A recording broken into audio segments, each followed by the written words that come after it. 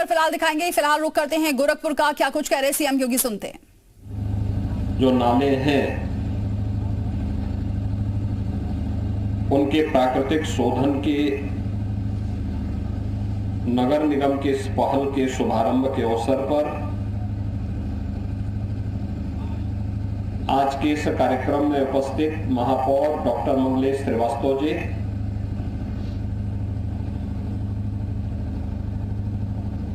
गोरखपुर ग्रामीण के विधायक श्री विपिन सिंह जी, महानगर अध्यक्ष श्री राजेश गुप्ता जी, व्यापार प्रकोष्ठ के संयोजक श्री भोला अग्रहरी जी, पूर्व पार्षद मदन अग्रहरी जी, अवधेश अग्रहरी जी, कालीबाड़ी के मोहन जी, श्री रविंद्र दास जी,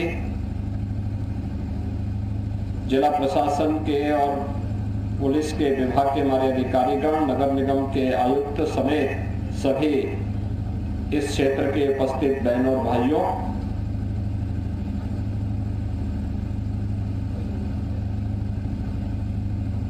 गोरखपुर में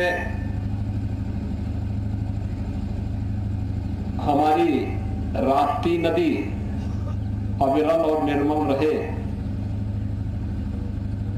उसका जल स्वच्छ और सुंदर रहे,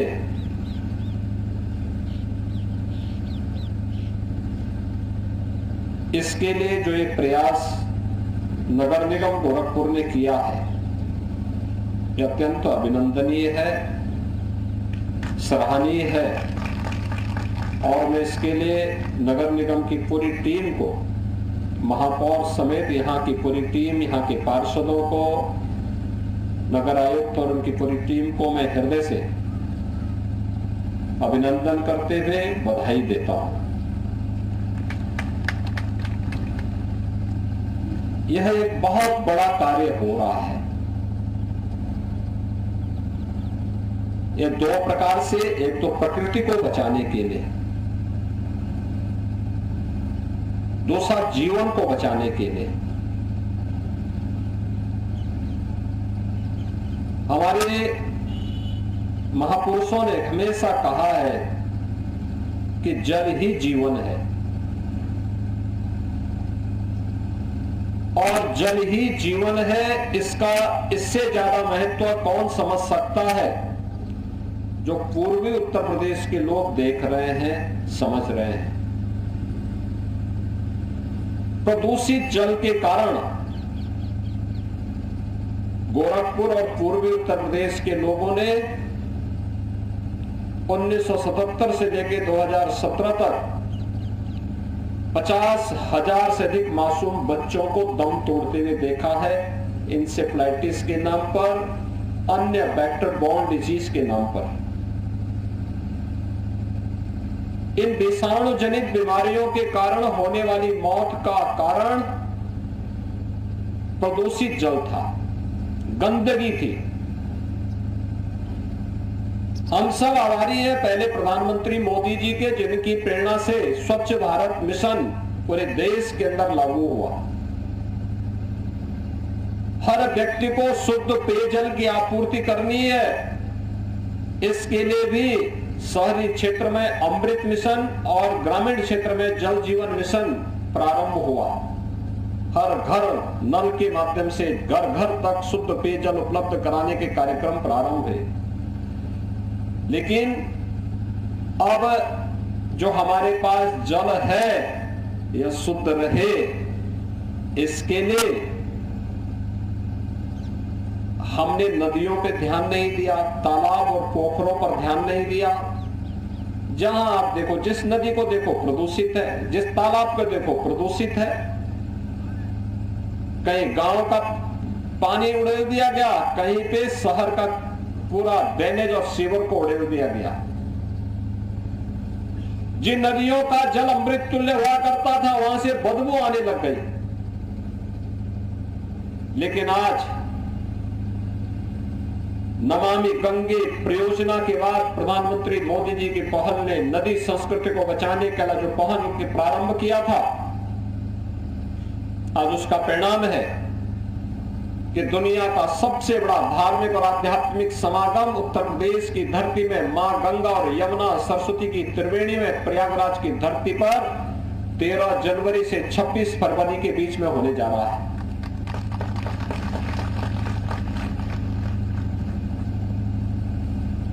गोरखपुर में ऐसे ही हमारी पूरी सभ्यता और संस्कृति किसी न किसी नदी के तट पर बसी है। गोरखपुर राप्ती नदी और रोहिन नदी के तट पर बसी है। एक बड़ा पूर्वी उत्तर प्रदेश का महानगर आज गोरखपुर बन गया है। जो नदी हमारी सभ्यता और संस्कृति की जननी हो, उसका आधार हो, उसकी सेहत के बारे में पहले प्रयास नहीं हो पाया और उस प्रयास को करने के लिए एनजीटी लगातार नगर निगम गोरखपुर में जुर्माना कर रही थी। इन लोगों ने भी 110 करोड़ रुपए की लागत से एसटीपी लगाने की एक प्लानिंग कर ली थी। मैंने कहा 110 करोड़ रुपए क्यों खर्च कर रहे हो, प्राकृतिक पद्धति अपनाओ। और प्राकृतिक पद्धति अपनाने का परिणाम क्या है? जिस तकिया नाले को पहले हम इधर से कभी गुजरते थे तो बदबू आती थी, आज आपने देखा होगा इसको एक निश्चित ग्रेडियंट इसको दे दिया गया, बोल्डर पिचिंग कर दी गई, उस प्रकार के प्राकृतिक पौधे लगाए गए, अब बदबू नहीं है। याद रखना, जब एक नाला पहले समय जहां पर इस नाले में अन्य सभी नाले मिल रहे हैं जो सिटी के साथ गिर रहे हैं ड्रेनेज के, उसका बीओडी लेवल 342 से लेके 350 तक है। यानी वो कहता है कि अब पानी जिसमें कोई भी, यानी ये इतना खतरनाक है कि जहर से भी बदतर है।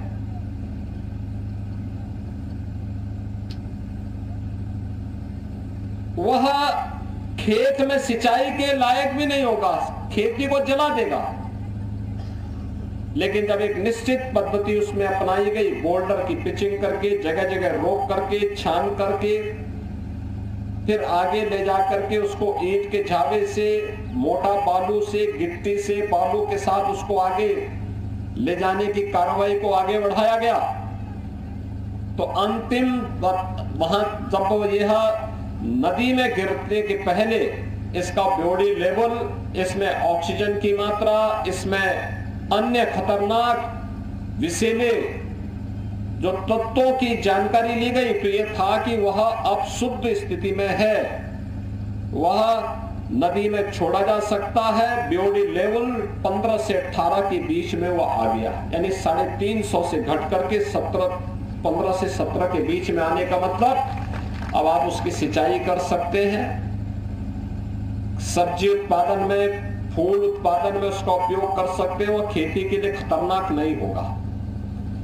यही जल जब प्रकृति के अंदर जाएगा, अंडरग्राउंड वाटर बनेगा, खतरनाक नहीं होगा, नुकसान नहीं करेगा। यह जो पद्धति है प्राकृतिक पद्धति है, और प्राकृतिक पद्धति का मतलब इसका नाम फाइटो रेमिडेशन तकनीक रखा गया।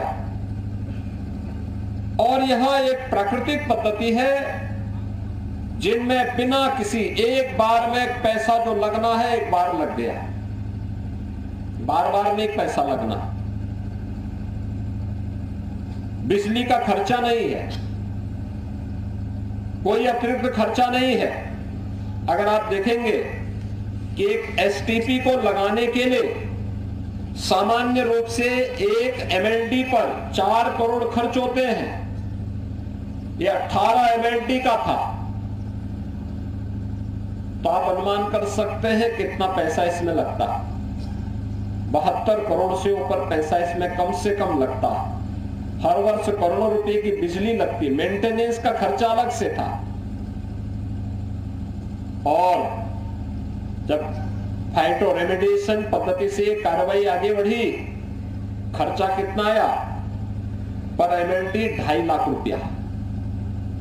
इस पूरे कार्य को करने में कुल पैसा लगा 2,70,00,000 रुपया, यानी 72 करोड़ की जगह लगा है कुल 2,70,00,000 रुपया। बिजली का करोड़ों का खर्चा बच गया, मेंटेनेंस का खर्चा बच गया। और इसका परिणाम क्या है?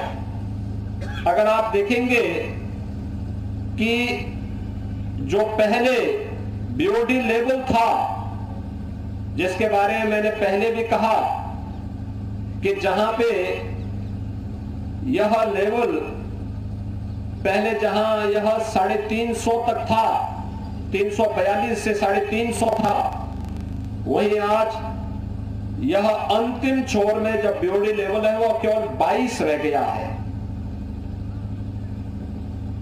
यानी शुद्ध जल, क्लीन वाटर दिखाई दे रहा है। उसका प्रदर्शन यहां पे भी किया गया है।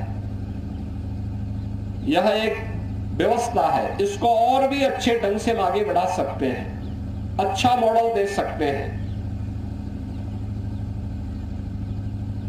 यह सतत विकास का एक मॉडल है,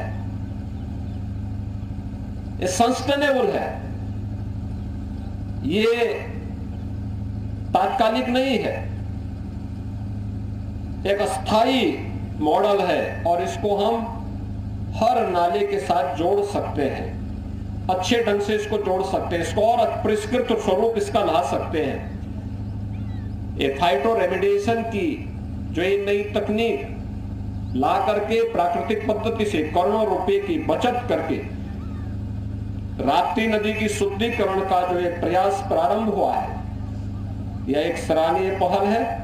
और मुझे विश्वास है कि सभी ड्रेनेज और सीवर से जुड़े हुए अन्य जितने भी इस प्रकार के नाले हैं, जितने भी इस प्रकार के अन्य ड्रेनेज हैं, उन सबको हम लोग इसी रूप में आगे बढ़ाने का कार्य करेंगे, जिससे एक प्राकृतिक मॉडल के माध्यम से, देसी पद्धति के माध्यम से हम लोगों को आगे बढ़ा करके कम खर्चे में बेहतर परिणाम दे करके प्रकृति को और जीवन की सबसे बुनियादी आवश्यकता जल की शुद्धता को बनाए रखने में हम सफल हो पाएंगे। मैं आज के इस अवसर पर एक बार पुनः आप सबको मकर संक्रांति की और महाकुंभ की हृदय से बधाई देता हूं, शुभकामनाएं देता हूं। धन्यवाद। विपत्ति के समय खड़े हो सके, यही होता है और वह पवित्र भाव आज झलकता हुआ दिखाई दे रहा है। ये भीषण शीतलहरी है, अगले कुछ दिनों तक यह चल सकती है। सावधानी और बचाव से ही हम लोगों को एक स्वस्थ जीवन जीने के लिए प्रेरित कर सकते हैं। खुले में कोई न रहे, शासन और प्रशासन ने अपने स्तर पर एक व्यवस्था प्रारंभ की है, लेकिन मेरा स्थानीय नागरिकों से भी अनुरोध होगा, जनप्रतिनिधियों से भी होगा, वे भी इस बात को देखें। बहुत सारे लोग होते हैं जो शहरी क्षेत्र में आते हैं, अपने काम धंधा करने के बाद वापस नहीं जा पाते हैं, तो कहीं आश्रय लेकर के विश्राम करने लगते हैं। इतनी भीषण शीतलहरी में किसी व्यक्ति को फुटपाथ पर, सड़क के किनारे, खुले स्थान पर रहने के लिए मजबूर न रहना पड़े। या बहुत सारे लोग ऐसे हैं जो मानसिक रूप से कमजोर होते हैं और घर से निकल गए, वापस घर नहीं पहुंच पा रहे हैं। उन लोगों, वे लोग भी जहां तहां पड़े रहते हैं। एक मानवीय संवेदना ये कहती है कि हम उनको हॉस्पिटल में या उचित आश्रय गृह में पहुंचा सके, जहां उनके उपचार की व्यवस्था भी हो सके, और उपचार होने पर वे स्वस्थ हो जाते हैं। बहुत सारे ऐसे होते हैं जो शहरी क्षेत्र में काम धंधा ढूंढने के लिए आए हैं। कोई रिक्शा चला रहा है, कोई सब्जी बेच रहा है, कोई ठेला लगा रहा है, लेकिन उसके पास कोई आश्रय नहीं होता, इतनी कमाई नहीं होती उसकी प्रतिदिन की वहां की कोई कमरे को किराए पे ले सके, उन लोगों को भी आवश्यकता पड़ने पर ऐसे आश्रय गृहों पर हमें रखने की व्यवस्था करनी चाहिए। सुरक्षा का ध्यान आज के दिन पर सबसे महत्वपूर्ण है। एक तरफ जहां प्रशासन और पुलिस इसके लिए सचेत है, सक्रिय है, समाज को भी देश के और समाज के उन दुश्मनों से सचेत रहने की आवश्यकता है जो सुरक्षा में सेंध लगा करके निर्दोष लोगों को इसका शिकार बनाने का प्रयास करते हैं। ये आश्रय गृह हर एक जरूरतमंद को उसकी आपदा के समय, सर्दी हो, बाढ़ हो, भीषण गर्मी हो, उसमें आश्रय का काम कर पाएगा। इस विश्वास के साथ मैं नगर निगम को इस शुभारंभ के लिए हृदय से बधाई देता हूं। स्थानीय जनप्रतिनिधियों को भी इसके लिए बधाई देते हुए आज जिन लोगों को कंबल वितरण होगा उनको भी बधाई देता हूं, और जो कोई बच जाएंगे उनके नाम नोट करके प्रशासन इस बात को जरूर नोट करेंगे कि उन लोगों तक भी कंबल अवश्य पहुंच जाए, जिससे हर जरूरतमंद इस योजना का लाभ ले सके। आप सबके प्रति मेरी बधाई और शुभकामनाएं। धन्यवाद। जय हिंद। यहाँ बड़ी सौगात उनकी तरफ से दी गई है। आश्रय गृह का उद्घाटन उन्होंने किया है। उन्होंने कहा कि कोशिश यही की जाए कि कोई भी खुले में ना सोए और हर